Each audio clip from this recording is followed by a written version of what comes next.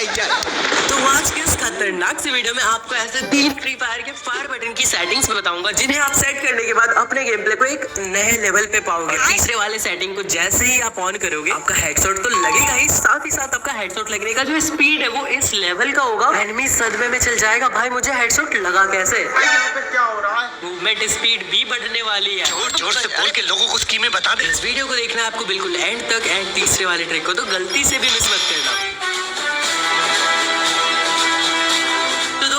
Normal fire button को fire बनाने के लिए आपको सबसे पहले फायर बटन का पोजीशन और साइज को अपने हिसाब से परफेक्टली सेट करना पड़ेगा। अब आप इसको कैसे कर सकते हो? सबसे पहले आपको क्या करना है, आपको देखना है अपने थंब को, क्योंकि 99.99% प्लेयर्स जो होते हैं वो अपने थंब से ही फायर करते हैं। बाकी जो 0.001% प्लेयर्स होते हैं वो होते हैं कुछ लेजेंड्स।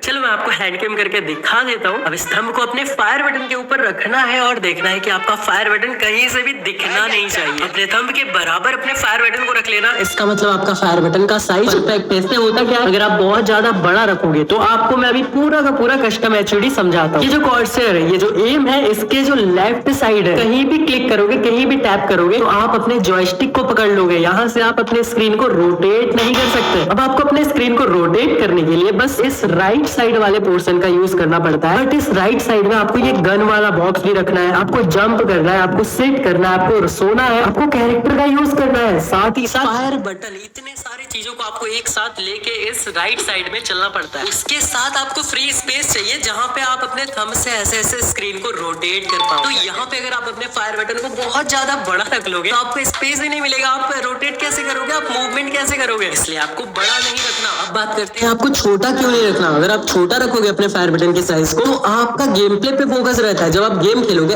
ऐसे में तो आप नॉर्मल जब अपने फायर बटन को सेट करने आए हो तो आप अपने फायर बटन को देख के मारोगे, पर जब आप गेम खेलोगे ना तब आप अपने फायर बटन को नहीं देख कर मारोगे। आप ऐसे बस अपने गेम पे फोकस रहेगा, आपका थंब ऑटोमेटिक आपके फायर बटन पे जाएगा और ऑटोमेटिक वो फायर करेगा बिना देखे। तब कई बार क्या होता है, अगर आपका फायर बटन बहुत छोटा है तो आपका थंब जो है वो थोड़ा सा इधर उधर चला जाता है जिसकी वजह से फायर नहीं होता है। तब क्या होता है, आपको एनिमी मार के चला जाता है। यहाँ पे ये मिस्टेक होती है। इसलिए दोस्तों साइज तो मैटर करता है, साइज परफेक्ट होना चाहिए, ज्यादा बड़ा भी नहीं, ज्यादा छोटा भी नहीं। अब बात करते हैं फायर बटन के पोजीशन की। मैंने अपने बहुत सारे वीडियोस में कहा है कि अपने फायर बटन को रखना है आपको थोड़ा सा नीचे, जिससे कि आपको ड्रैग करने के लिए एक अच्छा सा जगह मिले। पर फिर मैंने एक चीज नोटिस किया कि जब हम ड्रैग करते हैं तो वो कुछ मिली सेकेंड्स में ही ड्रैग होके ऊपर चला जाता है एंड हमें सिर्फ एनिमी के यहाँ से यहाँ तक एम को लेके जाना होता है। अब एम पैर से हेड तक जाएगा, उसमें स्पीड मैटर करता है यार, डिस्टेंस मैटर नहीं करता। फायर बटन को मैं कितना ऊपर तक ड्रैग कर रहा हूँ, हाँ ये तब काम आएगा जब मैं एक ही गन से बहुत देर तक लगातार फायर करूँ। पर मेरी वीडियोस में आपने ये भी सीखा होगा कि आपको लगातार कभी भी किसी भी गन से फायर नहीं करना है। उससे आपका गन रिकॉइल करेगा और आपका गोली इधर उधर जाएगा, हेडशॉट तो लगेंगे ही नहीं। आपको 5 से 6 गोली एक बार में फायर करना है। फिर अगर एनिमी नहीं मरता है, इतने में तो एनिमी हेडशॉट से खत्म हो जाना चाहिए, बट फिर भी अगर नहीं होता है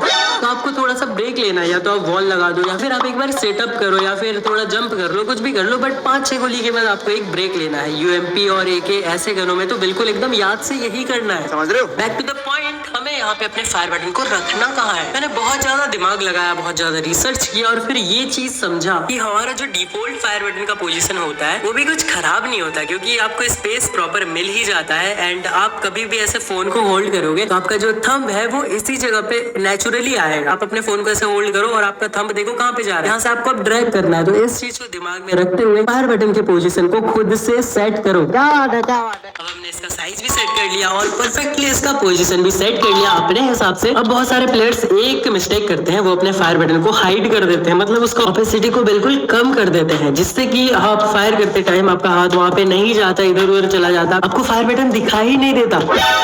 कहाँ देखिए, कभी भी अपने फायर बटन के साइज को 50-60 से कम ही नहीं करना चाहिए, उससे ज्यादा ही रखना चाहिए, क्योंकि हमारा माइंड ऐसे वर्क करता है, वो चीज दिखाई देगा तो फास्ट हमारा हाथ, हमारा जो थंब है वो फास्टली उस चीज पे जाएगा। अगर वो दिखाई नहीं देगा, हमें ऐसे अंधा मारेंगे, कई बार उस पे टैप नहीं होगा, इधर उधर हो जाएगा, बिल्कुल ही फास्ट उस चीज पे नहीं जाएगा। हमारा माइंड ऐसे ही वर्क करता है यार, जो चीज दिखाई देता है उस पे हमारा मूवमेंट फास्ट होता है। आप इस चीज को एक बार ट्राई करके देखना, एक बार बिल्कुल ऑपोजिट 0 करके देखना और एक बार 100 पे करके देखना, आपको बहुत ज्यादा डिफरेंस पता चलेगा। बाकी एक चीज मैंने यूट्यूब पे कहीं पे तो देखा था कि ये जो लेफ्ट फायर बटन है ना, इसको ला के फायर बटन के ऊपर रख देना होता है और उसके बाद इसको पकड़ के फायर करना होता है, ड्रैग करना होता है, तो बहुत अच्छे से ड्रैग होता है। पर इस चीज को मैंने ट्राई किया अपने फोन में तो मुझे कोई भी डिफरेंस का अनुभव नहीं हुआ। आप चाहो तो आप इस चीज को ट्राई कर सकते हो और मुझे कमेंट में बताना क्या ये चीज वर्क कर रही है, क्या इससे ज्यादा हेडशॉट लग रहे हैं या फिर क्या हो रहा है इस चीज से। बाकी इस फायर बटन का काम होता है एनिमी को हेडशॉट मारना, और कोई काम नहीं होता, क्योंकि आप एनिमी को 10 बॉडी शॉट मारोगे 20-20 का, तब जाके वो डाउन होगा। वहीं पे अगर आप एनिमी को 2 हेडशॉट मार दोगे तो वो खत्म हो जाएगा। बात तो सही है। और हेडशॉट मारने के लिए आपको ऑलवेज करना रहता है ड्रैग, और ड्रैग करने के लिए काम करता है हमारा सेंसिटिविटी। अगर आपका सेंसिटिविटी परफेक्टली सेट है तो आप इजीली एनिमीज को हेडशॉट मार पाओगे। फायर बटन का रोल तो रहता ही है 90%, पर सेंसिटिविटी भी इसमें वर्क करती है और उसका भी रोल रहता है 90%। टोटल हो गया 180% भाई। मैं तो यही कहूंगा कि आप जितना ज्यादा हो सके अपनी सेंसिटिविटी को रखो। अगर आपका सेंसिटिविटी कम में भी चल जा रहा है, आप मार ले रहे हो, पर फिर भी अपने सेंसिटिविटी को ज्यादा रखो। आपको अभी के लिए ज्यादा लगेगा, पर जैसे आप खेलते जाओगे आपको उस चीज की आदत हो जाएगी, और ज्यादा सेंसिटिविटी में आपका मूवमेंट भी बहुत ज्यादा फास्ट होगा। हेडशॉट भी बिल्कुल स्पीड में मार पाओगे। कम सेंसिटिविटी में मारोगे तो हेडशॉट तो लगेंगे पर वो कम लगेंगे और स्लो लगेंगे। पर वहीं पे अगर आपका सेंसिटिविटी ज्यादा होगा तो आप डायरेक्ट लेग से डायरेक्ट हेड पे चले जाओगे। आपका एम बहुत जल्दी मूव करेगा। आप समझ रहे हो इस चीज को? समझोगे यार। सब्सक्राइबर अपने बहुत ज्यादा प्रो है, फायर आइज गेमिंग की वीडियोस देखते हैं ना, तो प्रो कैसे नहीं होंगे यार। और जिसने सब्सक्राइब नहीं किया वो सब्सक्राइब कर दो भाई। अब सब्सक्राइब कर ही रहे हो तो आपका भी कुछ फायदा होना चाहिए यार, आपको भी खुशी मिलनी चाहिए। नहीं ये वाली खुशी नहीं, आनंद आनंद मिलना चाहिए यार आपको। और आनंद कैसे मिलेगा? एक ही ऐसी चीज है जिससे हमें आनंद मिल सकती है गेम के अंदर, वो है डायमंड्स। डायमंड से हम बंडल, गन स्किन सब कुछ ले सकते हैं। और डायमंड्स को हम कैसे ले सकते हैं? पैसों से। बहुत महंगे आते हैं यार डायमंड, पर मैंने आप लोगों के लिए